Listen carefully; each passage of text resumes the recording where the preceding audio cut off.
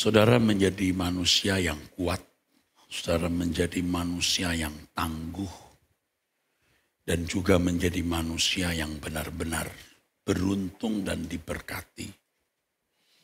Kalau saudara berani berprinsip bahwa yang saudara dan saya butuhkan itu hanya Tuhan. Sampai pada titik di mana saudara tidak minta apapun kecuali saudara bisa bersekutu dengan Allah. Dan untuk bisa bersekutu dengan Allah bukan sesuatu yang mudah.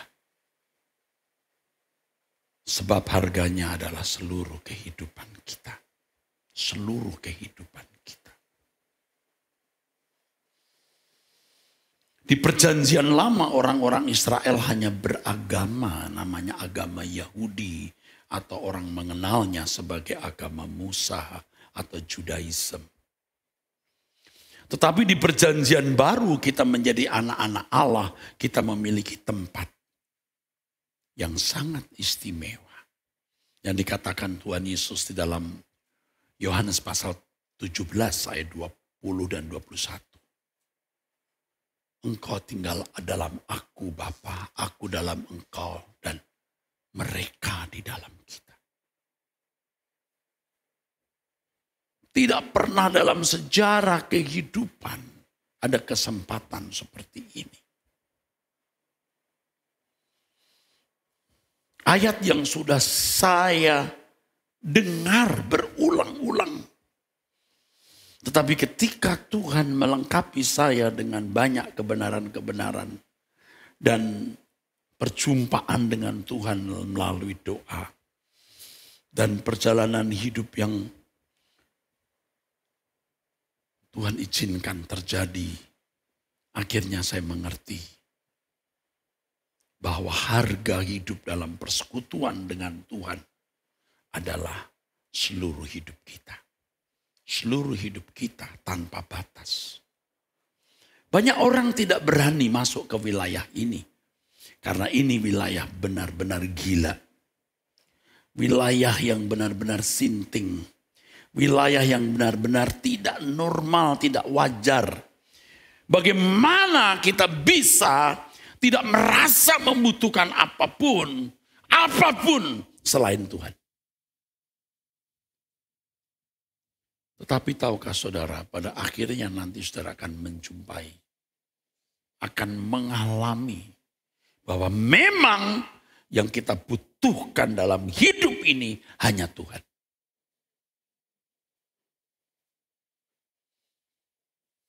Karena kita sudah terbelit dengan berbagai tanggung jawab, terbelit dengan berbagai kesibukan, terbelit dengan berbagai tuaian dari apa yang telah kita tabur, maka kita mengalami kesulitan. Seandainya sejak muda seseorang sudah memiliki prinsip ini, betapa hebat manusia itu. Aku tidak perlu jodoh. Aku tidak perlu teman hidup. Aku tidak perlu anak. Aku tidak perlu apapun. Yang kuperlukan hanya Tuhan. Jika aku punya jodoh karena Tuhan yang menghendaki aku berjodoh. Kalau aku punya anak karena Tuhan yang menghendaki aku memiliki keturunan. Kalau aku buat ini, aku buat itu karena Tuhan yang menginginkannya, bukan aku. Maka barulah kita bisa memenuhi yang dikatakan oleh firman Tuhan. Baik kamu makan atau minum atau melakukan sesuatu yang lain, lakukan semua itu untuk kemuliaan Allah. Tapi sekali lagi kita sudah terbelit dengan berbagai persoalan. Dan terutama jiwa kita sudah diracuni dengan berbagai selera duniawi. Daging kita telah merekam berbagai nafsu dan keinginan. Yang itu tidak mudah ditanggalkan, saudaraku. Tidak mudah.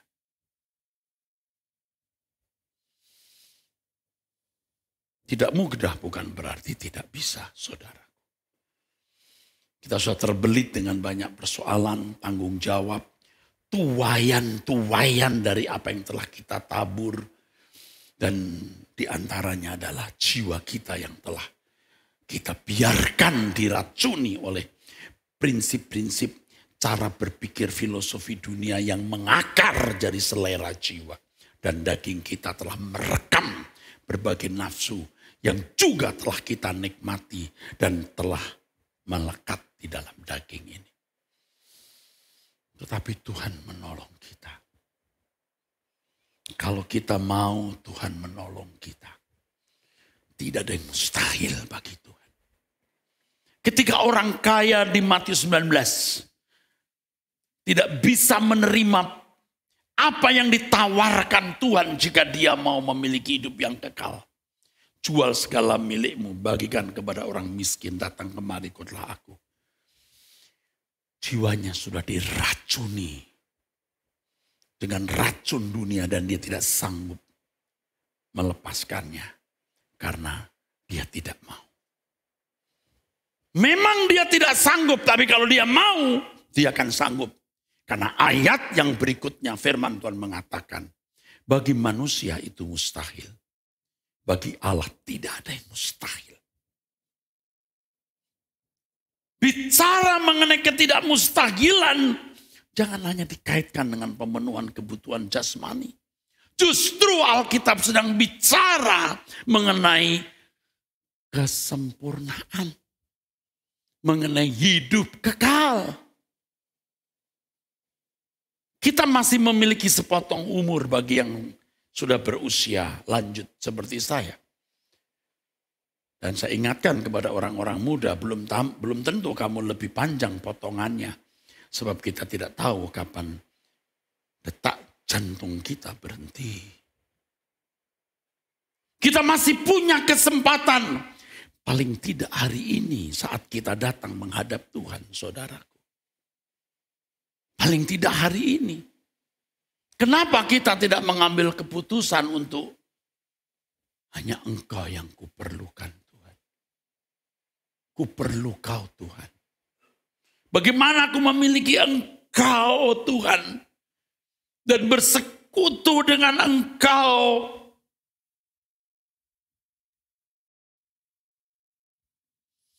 Misalnya kalau saya, saudara, sudah terlanjur jadi pemimpin, punya tanggung jawab gereja, ketua sinode, ketua STTE dan lain sebagainya.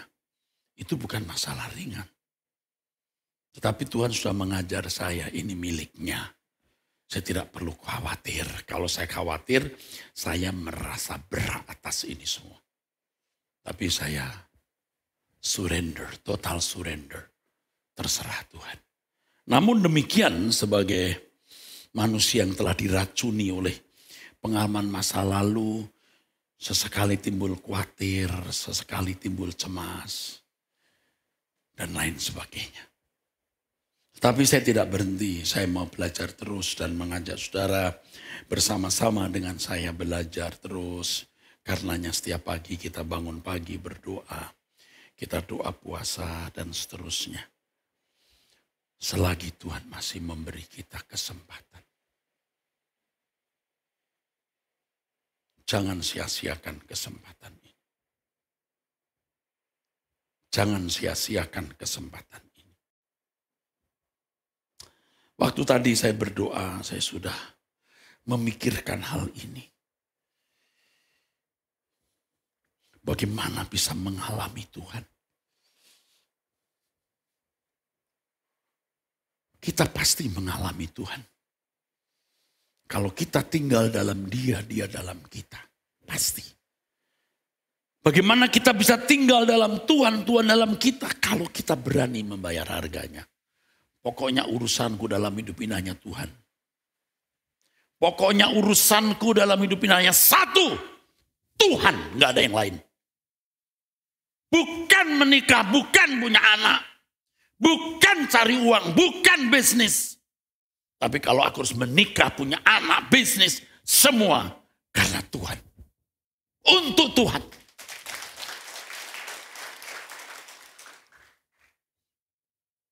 baru Tuhan bisa berkata kepadamu, ini sahabatku. Baru Tuhan bisa berkata, ini anakku. Orang akan mendengar khotbah ini dianggap lebay, hiperbola, sok, sombong. Aduh kayak paling bener aja, aduh kayak paling suci. Saya tidak pernah mengatakan saya paling suci atau paling benar. Justru saya sering menelanjangi diri saya di mimbar. Kesalahan bukan hanya kulakukan di bawah. Di mimbar pun saya bisa tidak tulus. Bisa menyerang orang, curcol. Aku sadar kesalahan itu. Itu kuucapkan. Oleh karenanya aku belajar tidak melakukan kesalahan yang sama. Bukan orang sempurna. Nah kalau saya menyampaikan hal ini bukan karena apa? Karena memang ini kebenaran. We are still learning. Kita sedang belajar. We are still struggling. Kita sedang bergumul. Memang hampir tidak ada orang bicara begini. Tapi Tuhan yang mengajar kita. Baik kau makan atau minum atau melakukan sesuatu yang lain. Lakukan semua untuk kemuliaan Allah. Jelas Tuhan yang berkata bagiku hidup adalah Kristus dan mati adalah keuntungan. Artinya apa? Kau tahu sendiri. Kalau firman Tuhan mengatakan bagiku hidup adalah Kristus dan mati adalah keuntungan. Artinya ya semua Tuhan. Amin. Amin. Tuhan. Saudara kalau kita bisa mengerti kebenaran ini. Dan kita mau mengenakan kebenaran ini. Wah saudaraku kita beruntung. Amin. Di sisa umur hidup kita ini. Oh haleluya. Kaki saya masih gemetar dari tadi saudara. Ini tidak saya buat-buat. Ini tidak saya buat-buat. Tidak bisa buat-buat begini. Sebab Tuhan hadir di sini. Dan saya sudah minta Engkau hadir Tuhan. Ini hari Sabtu, hari libur. Ini weekend, ini hari jalan-jalan. Tetapi kami memilih di hadapan-Mu. Kalau kita memilih di hadapan Tuhan, Tuhan pasti hadir.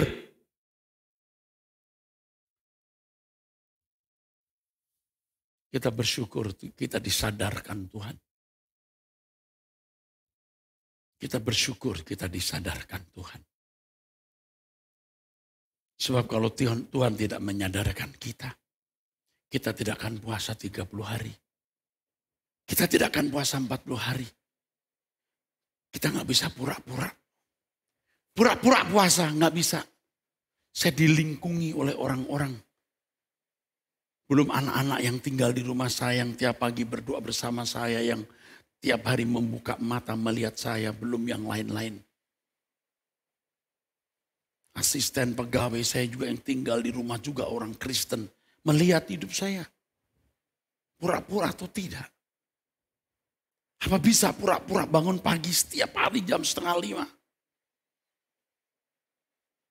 Tidak pernah absen kecuali waktu saya sakit COVID.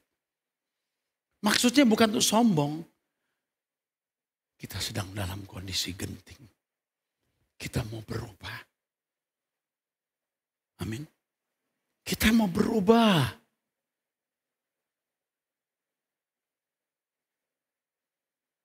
Kita mau berubah.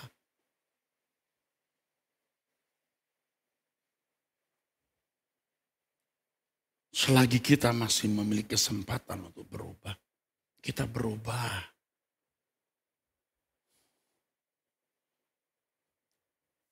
Kalau jemaat saja, saya ajak belajar begini. Apalagi yang namanya mahasiswa sekolah tinggi teologi. Apalagi yang namanya pengerja. Apalagi yang namanya pendeta. Apalagi yang namanya aktivis jemaat. Jangan main-main. Jangan main-main.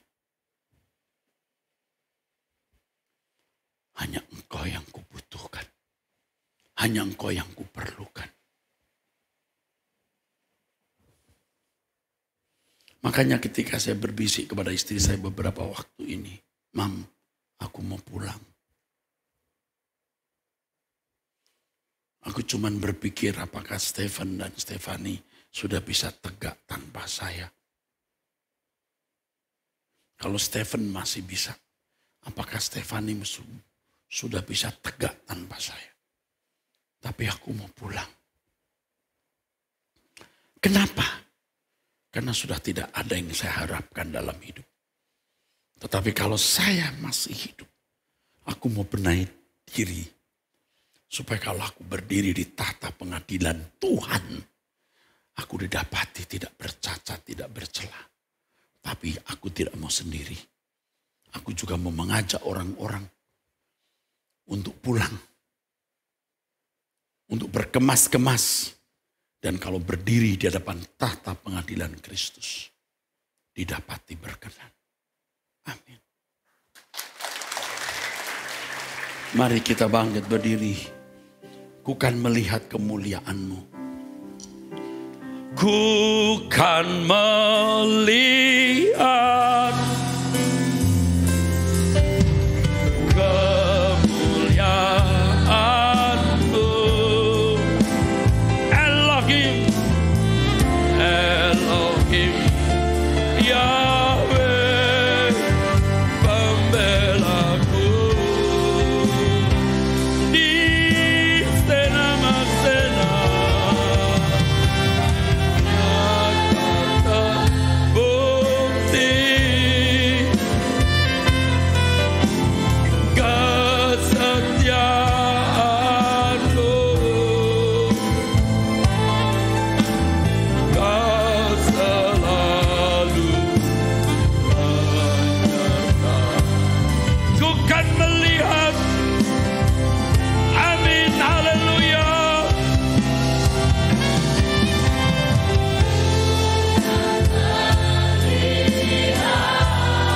Kemuliaan-Mu Tuhan. Elohim Yahweh.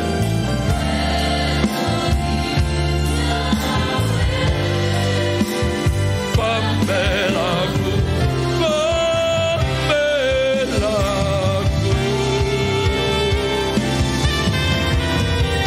Nyata terbukti.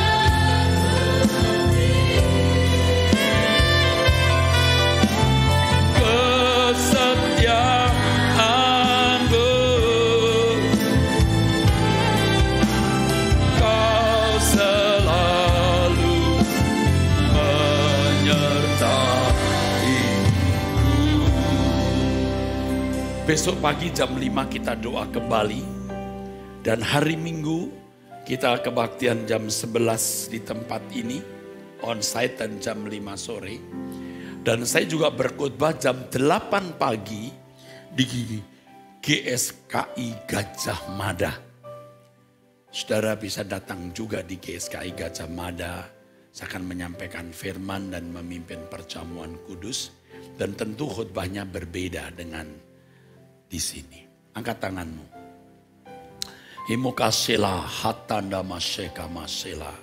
Segala berkat anugerah dari Allah Bapa di surga dan dari Tuhan Yesus Kristus dalam persekutuan Roh Kudus turun atas saudara. Turun atas saudara, menyertai saudara saat ini sampai selama-lamanya. Amin. Tuhan memberkati saudara sekalian.